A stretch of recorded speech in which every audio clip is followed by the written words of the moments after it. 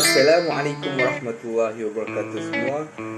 Nama saya adalah Fik Muhammad Anis, nombor matrik 10 DEP 19F1042.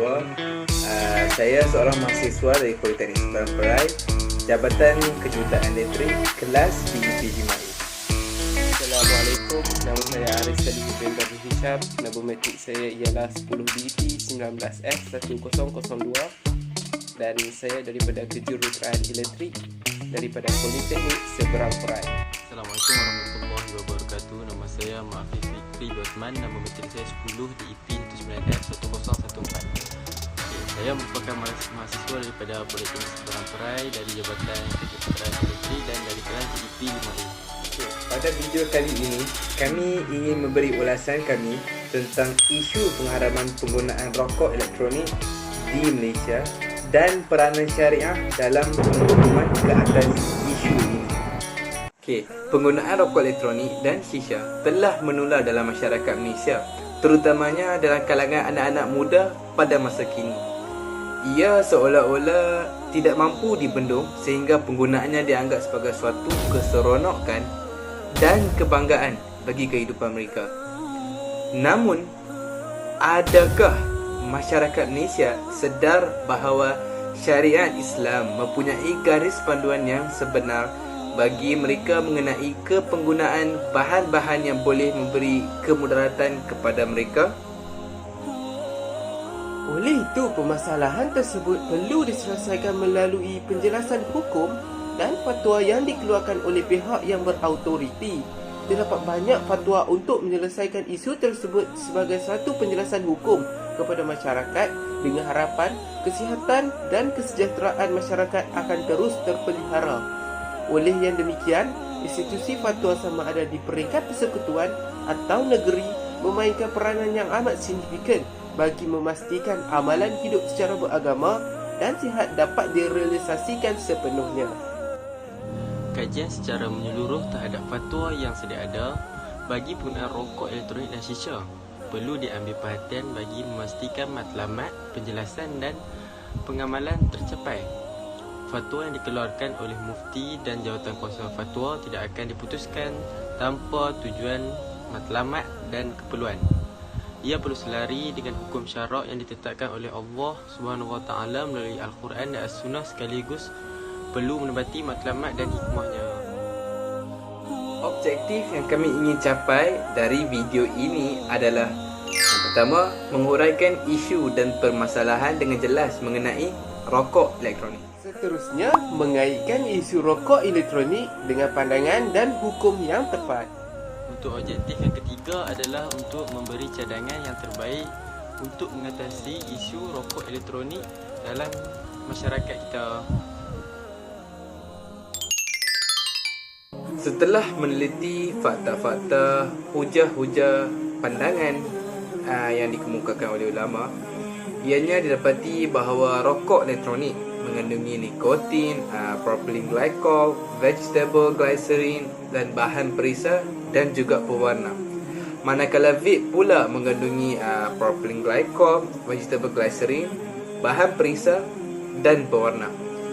Bahan-bahan yang terkandung dalam rokok elektronik dan vape boleh memudaratkan dan boleh memberi kesan kepada kesihatan seperti ketagihan, menggalakkan pembekuan darah, kematian mengejut, iritasi pada mata, tekak dan kulit serta mampu membunuh sel paru-paru.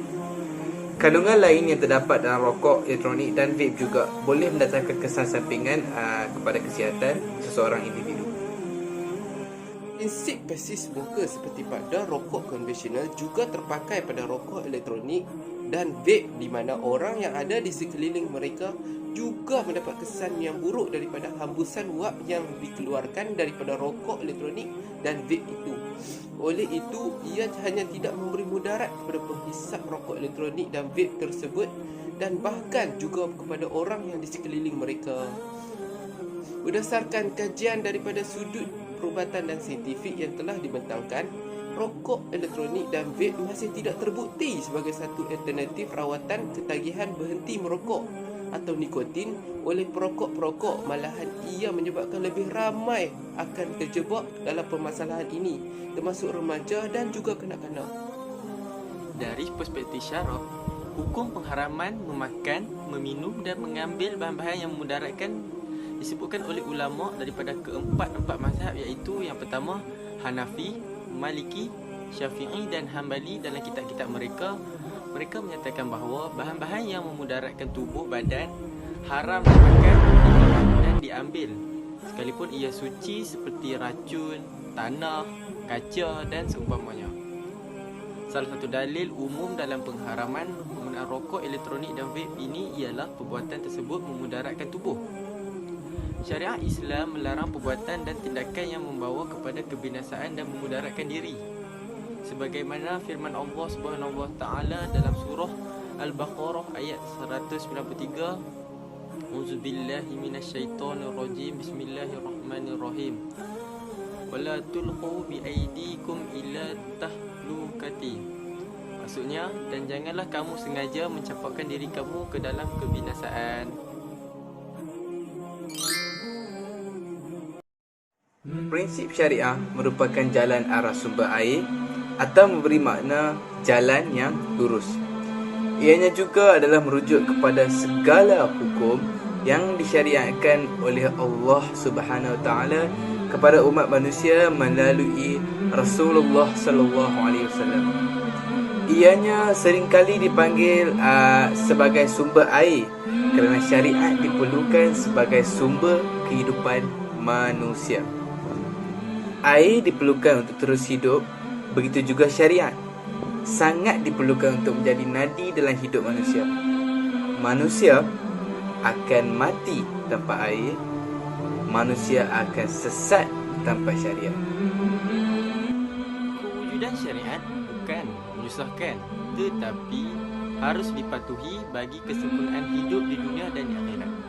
Antara peranan syariah adalah untuk menjaga 5 perkara asas yang ditunjang bagi kesejahteraan dan keamanan seluruh umat manusia, iaitu yang pertama, memelihara agama, yang kedua, memelihara maruah, yang ketiga, memelihara nyawa, keempat, memelihara akal, dan yang kelima adalah memelihara keturunan. Objektif syariah menitik beratkan kelima-lima perkara ini yang mesti dipelihara dan diperkukuhkan. Seperti yang dinyatakan di awal video tadi, bahan-bahan yang terkandung dalam rokok elektronik dan vape tersebut boleh memudaratkan dan boleh memberi kesan yang buruk kepada kesihatan kita. Kandungan lain yang terdapat di dalam rokok elektronik dan vape juga boleh mendatangkan kesan sampingan kepada kesihatan kita.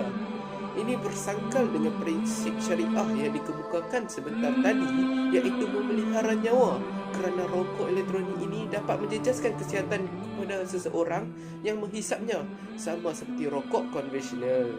Selain itu, penggunaan rokok elektronik dan vape ini adalah satu bentuk pembaziran yang diharamkan oleh agama, kerana ia melibatkan pembelanjaan dalam bentuk yang sia-sia, tidak berfaedah dan boleh mendatangkan kemudaratan kepada tubuh badan kita. Ia juga membebankan lagi ekonomi negara dengan membiayai kos rawatan penyakit yang boleh terjadi akibat pengambilan rokok elektronik dan vape ini. Hal ini selari dengan peranan syariah dalam memelihara harta benda supaya tidak berlaku penggunaan harta dengan cara pembaziran dan tidak bermanfaat kepada manusia pada zaman kini. Ianya tidak berhenti di situ. Penggunaan rokok elektronik dan vape juga terdedah kepada penyalahgunaan yang boleh membawa kepada kegiatan pengedaran ganja, dada dan macam-macam lagi yang berbahaya. Justru itu, ianya adalah wajar perkara-perkara yang boleh mendedahkan kepada kemudaratan yang lebih besar, seperti ketidakpatuhan kepada agama, membahayakan keluarga dan keturunan, itu wajib dibendung dan ditutup melalui penetapan hukum haram. Justru, keputusan yang diambil oleh pihak muzakarah amatlah tepat. Hal ini kerana Islam adalah agama yang lengkap dan sentiasa menjaga kehidupan manusia sejagat berdasarkan prinsip syariah yang ingin menjaga agama, nyawa, akal, keturunan dan harta. Penggunaan rokok elektronik dan vape ini sekiranya tidak dibendung boleh meruntuhkan kelima-lima prinsip syarak ini. Segala perkara yang merangkumi pemeliharaan lima prinsip ini adalah kebaikan dan segala perkara yang melenyapkannya adalah kerosakan. Etika dalam penggunaan teknologi. Dalam penggunaan teknologi pada zaman yang serba canggih ini, pengguna perlu mematuhi kepada semua etika yang telah ditetapkan oleh agama Islam. Antaranya ialah: pertama, tidak menghasilkan teknologi yang boleh merosakkan akhlak Muslim pada zaman ini. Tidak menghasilkan teknologi yang bertentangan dengan hukum Allah. Tidak menghasilkan teknologi yang melalaikan. Menggunakan teknologi yang tidak mengabaikan aspek kemanusiaan. Rokok elektronik ini bukan hanya bertentangan dengan prinsip syariah, malah ia juga bersangkal dengan semua etika yang telah ditetapkan oleh agama Islam. Kaedah fiqh menjadi garis panduan dalam menentukan hukum bagi sesuatu masalah yang timbul dalam kegiatan sains teknologi dan kejuruteraan. Kaedah fiqh berpecah pada 5 kaedah asas, iaitu: yang pertama, setiap perkara dinilaikan berdasar tujuan atau niat. Kedua, keyakinan tidak boleh dihilangkan dengan syak. Ketiga, kesukaran menjadi sebab kepada kemudahan dan keringanan. Keempat, kemudaratan hendaklah dihilangkan. Kelima, adat dijadikan sebagai rujukan hukum. Berpandukan kaedah-kaedah ini, maka lahirlah teknologi yang diharuskan dan teknologi yang tidak diharuskan. Teknologi yang diharuskan adalah teknologi yang bertujuan untuk merawat dan memulihkan kecacatan atau dengan tujuan menyelamatkan nyawa. Teknologi yang tidak diharuskan pula adalah teknologi yang bertujuan untuk merosakkan keharmonian manusia sejagat, seperti penggunaan rokok elektronik dalam isu ini. Rokok elektronik bercanggah dengan kaedah-kaedah asas fiqh di atas kerana ianya membawa kemudaratan kepada diri sendiri, orang lain dan kepada alam sekitar, dan seterusnya menjejaskan maruah dan adat sesebuah masyarakat.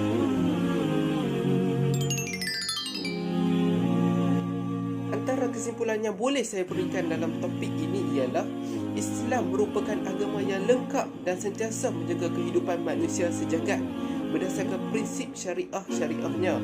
Antaranya ialah menjaga agama, akal, nyawa, keturunan dan juga harta. Penggunaan rokok dan elektronik ini sekiranya tidak lagi dibendung boleh meruntuhkan 5 prinsip syarak ini. Syariah adalah ibarat tindak balas daripada anggota tubuh kita untuk beramal dengan tuntutan akidah dan akhlak. Sesiapa yang beriman dengan akidah dan nilai akhlak namun menghapuskan syariah atau menerima syariah namun mensia-siakan akidah dan akhlak, maka dia bukanlah seorang Muslim yang berserah diri secara sepenuh-penuhnya kepada Allah Subhanahu Wa Taala, dan dia tidak mengambil jalan yang bawa kepada keselamatan, iaitu keselamatan dari api neraka. Dengan mengambil kira pelbagai kesan buruk rokok elektronik kepada pelbagai pihak, kami amatlah bersetuju dengan pendirian Irsyad Al-Fatwa yang ke-63 terhadap keperluan mengharamkan penggunaan rokok elektronik ataupun vape. Oleh itu, umat Islam adalah dilarang menghisap rokok elektronik dan vape atau apa-apa aktiviti yang berkaitan dengan rokok elektronik dan vape. Kami juga percaya kami telah mencapai segala objektif yang dinyatakan di awal video kami secara jayanya. Antara cadangan yang boleh saya berikan untuk menghentikan penggunaan rokok elektronik dan vape di kalangan rakyat Malaysia di dalam negara kita ialah kita boleh menghadiri banyak kempen-kempen yang telah ditubuhkan dan dijalankan dalam negara kita. Kempen yang menghentikan penggunaan rokok elektronik, penggunaan vape dan rokok sekalipun. Lain itu, kita juga boleh menyibukkan lagi diri kita dengan pelbagai kerja-kerja berfaedah supaya kita tidak mengingati daripada rokok elektronik dan vape. Seterusnya, cadangan yang dapat diberi kepada individu-individu yang ingin berhenti merokok rokok elektronik. Merokok menjadi tabiat fizikal kepada perokok yang menggunakan rokok elektronik. Jadi, apa yang saya dapat cadangkan untuk mengatasi isu ini ialah individu tersebut boleh menggantikan tabiat fizikal biasanya iaitu merokok dengan tabiat yang lain. Contohnya, mengunyah gula-gula getah, memakan lollipop, atau memakan segala makanan atau mengunyah apa-apa makanan yang diisytiharkan halal. Selain dari itu, apabila individu tersebut terdetik untuk berhenti menggunakan rokok elektronik, individu tersebut boleh terus menyingkirkan segala mekanisme yang digunakan untuk merokok tersebut seperti bahan perisa, cartridge dan seterusnya, supaya individu tersebut tidak atau kurang berfikir tentang rokok elektronik. Sekian sahaja ulasan daripada kami. Terima kasih kepada semua yang berjaya menonton video ini sampai akhir. InsyaAllah kalau ada rezeki kita akan berjumpa lagi di video yang akan datang. Wabillahi taufiq wa hidayah. Assalamualaikum warahmatullahi wabarakatuh.